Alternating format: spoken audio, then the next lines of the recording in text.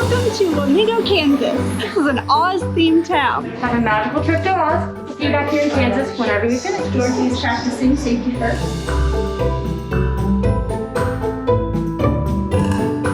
This is such a cool place. We're Howard and Caitlin Newstate, dog people, food people, adventure people. We've been road tripping in our Winnebago Navion for over 2 years, visiting places like Alaska, Mexico, and just about everywhere in between. Our passion is sharing the amazing, wonderful, and sometimes challenging parts of our life on the road with you, taking you off the beaten path, meeting incredible people, and trying new things. Each week, we bring you along with us to experience all the amazing places our little home on wheels takes us. Last week, we made one of the most questionable decisions of our RVing career. Everything's frozen. By boondocking in single-digit weather. Luckily, Got our new safety lamp. we learned some valuable lessons and got to see the desert dusted in snow. This week, we're back on the road again and travel over 900 miles in 48 hours, There's not much to see on this drive through Kansas. finding ourselves over the rainbow in one of the coolest themed towns we've ever seen, Wamego, Kansas, the land of all things Oz. We are coming to you from somewhere in Colorado. We left Utah today and we were supposed to stop at Pagosa Springs, but our plans changed. And we don't really know where we're going now. The spot that we were going to stay in Pagosa Springs didn't end up panning out, and it was early enough that we decided to continue on. We will explain all of our travel plans soon, but we actually have to head east. I'm pretty sure we're going over the pass. I can see a road up there.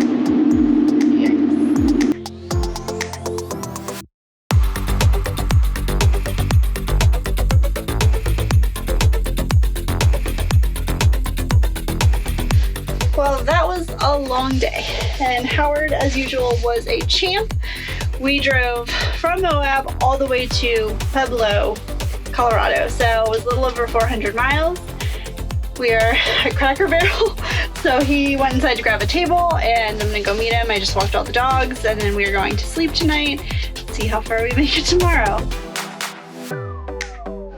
Good morning. Good morning. Man, I slept great, which is rare for me. I did not get up once through the night. It's that Cracker Barrel magic. Oh man. I think it's eating pancakes at 9 o'clock at night. I did. I That's what it is. had breakfast for dinner and it was delicious. So where are we going today? Well, we're going to start heading into Kansas, which is nuts. Man, it's a long way.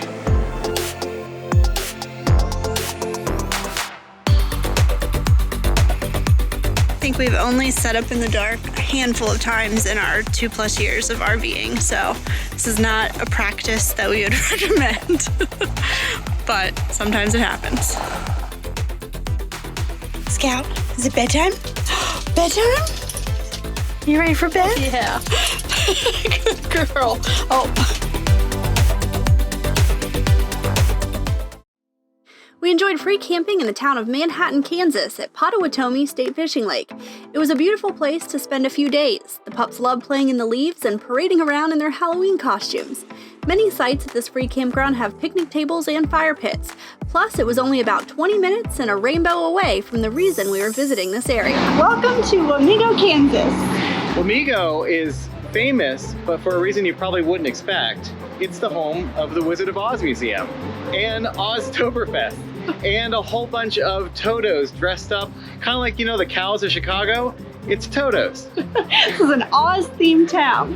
Our first stop was Toto's Tacos. You guessed it, an Oz-themed taco joint serving up their take on Cal-Mex tacos, burritos, and quesadillas.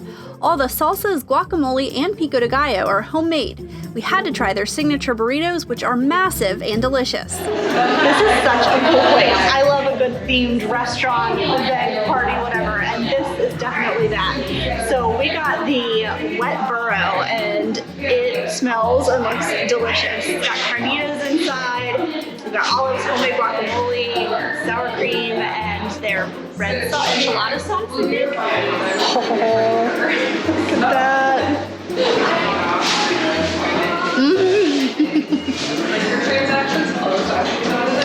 Shrimp tacos. That is buttery and delicious. It's like a scampi on a taco. The food was excellent, and the atmosphere is so fun as you dine among Oz memorabilia, photos, and collectibles. We spent a little time talking to the owner, who gave us some fun facts about the town and the backstory on why Wamego became home to all things Wizard of Oz.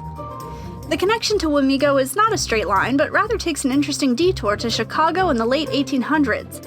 Local banker J.C. Rogers visited the Chicago World's Fair of 1893 and was blown away by the white buildings and architecture. He decided to construct a building using materials and design elements inspired by the World's Fair, and the Columbian Theater in Wamego was born in 1895. But he was not the only person inspired by that same World's Fair in 1893. As part of the exhibition, all of the buildings had been spray-painted white, and green-tinted glasses were distributed to visitors to help with the glare of the buildings. Through the green lenses, all the buildings turned a beautiful emerald color. Are you seeing a connection yet? As the story goes, L. Frank Baum, author of the famous tale, had visited the fair and retold the story of the Green City to his grandkids.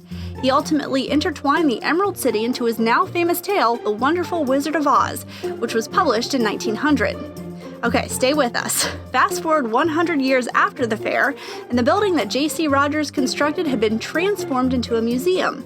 They were looking to celebrate with a special exhibit, and by pure coincidence, a local Wamego collector had amassed a sizable collection of Wizard of Oz memorabilia. To celebrate Wamego's connection to the World's Fair and the Wizard of Oz, combined as a tribute to Kansas and the arts, the collection was put on display.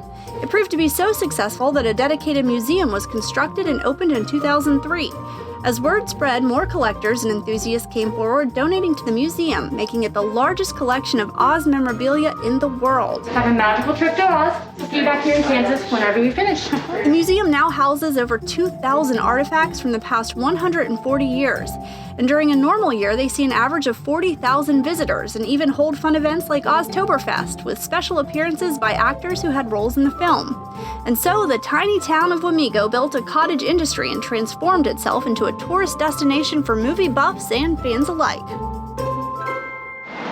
That was such a well-done museum. There's so many different artifacts and collector's memorabilia. There's documentaries that explain how the film was made and fun facts about things that went on during set. It's just a great overview of such a momentous film in our history, and it was just really, really cool to see. Another fun thing to check out when you visit Wamego are the many Totos that can be found throughout the town. There's a map you can follow to see them all, and each Toto has a different theme. We love wine. We love going to new wineries and trying different wines, and we were thrilled to find out there's an Oz-themed winery here. Oz Winery, so let's go check it out. You can opt for 2 free samples or purchase a wine flight to taste 3 or 5 of their wines, which is what we did. The tasting room is cute, and it was so fun to see the past and present wine labels on display. Each wine has a unique name and labels featuring original art, all inspired by the book and movie. Fun monikers like Yellow Brick Road, Angry Trees, and Squished Witch, to name a few.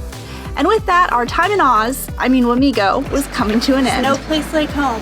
There's no place like home. There's no place like home.